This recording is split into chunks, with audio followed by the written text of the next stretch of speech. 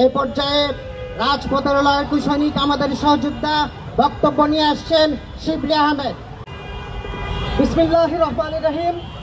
আপনারা শাহবাগে এখন যারা আছেন তাদের বাইরের রূপটা দেখেছেন, আমি শুধু ভিতরের রূপটা নিয়ে একটু কথা বলবো। আপনারা জানেন এই যে বিসমিল্লাহ বলে আমি বক্তব্যটা শুরু করতে পারলাম, কিন্তু আওয়ামী আমলে এটা খুব কঠিন ছিল, কারণ মাশাআল্লাহ বললেও তারা সমস্যা মনে করতেন, আলহামদুলিল্লাহ বললেও সমস্যা মনে করতেন। দাড়ি টুপিকে তারা তাদের দুশমনের সিম্বল হিসেবে পরিচিত করিয়ে দিয়েছেন, অথচ বাংলাদেশের মুসলিম সংখ্যা অনেক বেশি। এমনকি আপনারা দেখবেন চলচ্চিত্র নাটকে সবচেয়ে বাজে রোলটা দেওয়া হয়, দাড়ি টুপি মাথায় পরিয়ে বোঝানো হয় যে সমাজে যত খারাপ কিছু ঘটে তারা হচ্ছে হুজুর, তাদের মাথায় থাকে দাড়ি টুপি। এটা তারা এস্টাবলিশ করেছেন।